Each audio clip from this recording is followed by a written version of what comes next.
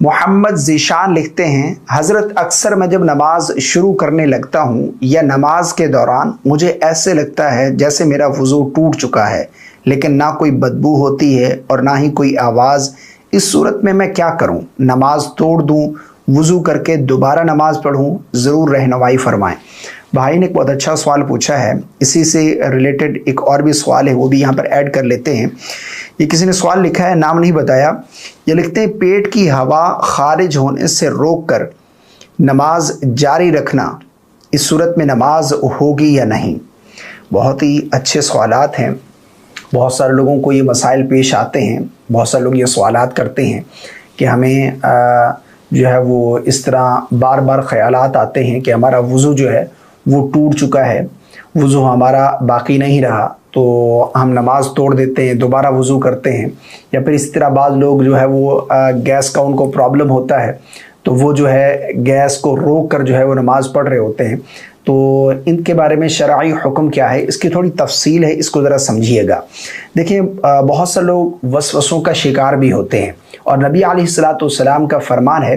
जिसका मफ़हूम है, आका करीम अलैहिस्सलाम ने इरशाद फरमाया कि एक शैतान है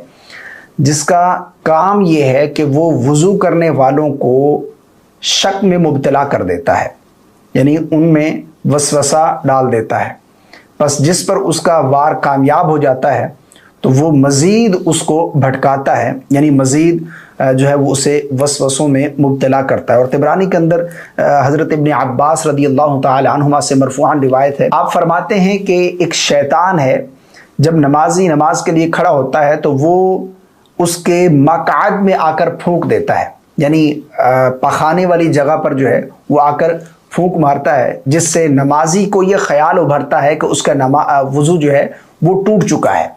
बस तुम में से अगर कोई शख्स इस मसले में दो चार हो तो उसे चाहिए कि उस वक़्त तक वो नमाज ना तोड़े जब तक आवाज़ ना सुने या फिर उसे बदबू महसूस ना हो, वो नमाज ना तोड़े। बहुत सारे लोगों को ये वसवसे आते हैं, बहुत सारे लोग वसवसों का शिकार होते हैं, उन्हें जो है वो इस तरह लगता है कि उनका वज़ू टूट चुका है, या फिर जो है वो वज़ू करते हैं तो उस वक़्त उन्हें ख़याल होता है कि हमारा वज़ू दुरुस्त नहीं होता, वो वसवसों का शिकार होते हैं। बल्कि एक वाक़या मेरे साथ भी पेश आया, मैं कहीं सफ़र में था तो नमाज के लिए रुके, एक जगह वज़ू खाने में गए तो वहाँ पर एक शख्स जो है वो वज़ू कर रहा था, तो जैसे वो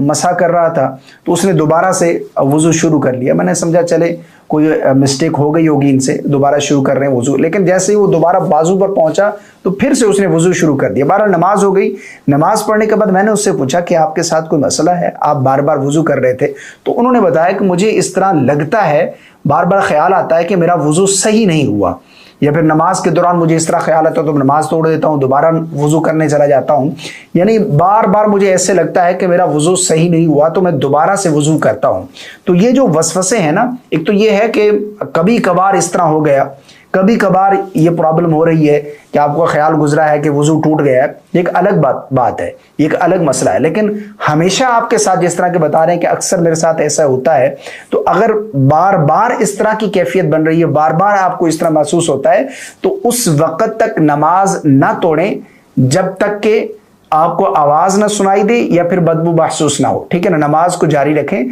आपकी नमाज हो जाएगी, ठीक है ना। ये शैतान की तरफ से भी वसवसे आते हैं, तो इनसे बचना चाहिए। जितना आप इनके शैतान के चुंगल में फंसते जाएंगे, ये आपको मजीद वसवसों में मुब्तला करता जाएगा, तो वसवसों से बचना चाहिए। इसी तरह दूसरा जो इन्होंने सवाल लिखा है कि पेट की हवा खारिज होने से रोक कर नमाज जारी रखना, नमाज होगी या नहीं?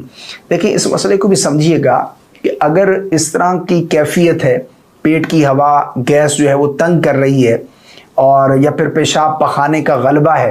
आप सुस्ती कर रहे हैं कि चलें थोड़ी सी नमाज है ये कंप्लीट कर लेते हैं, या फिर नमाज में थोड़ा सा वक्त रह गया है, अभी हवा को रोक लेते हैं, नमाज पढ़ के जो है वो वज़ू करेंगे, वज़ू टूट जाएगा तो दोबारा वज़ू करना पड़ेगा, सुस्ती कर जाते हैं बाज़ लोग जो है। याद रखिएगा, इस तरह नमाज पढ़ना मकरूह तहरीमी है,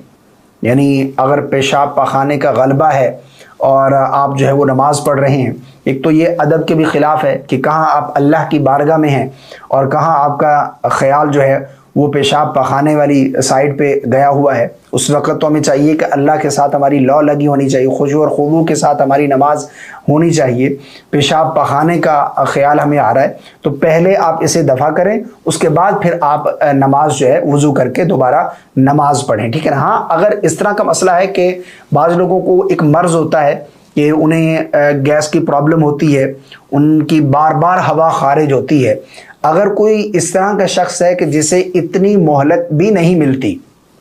کہ وہ وضو کر کے فرض ادا کر سکے،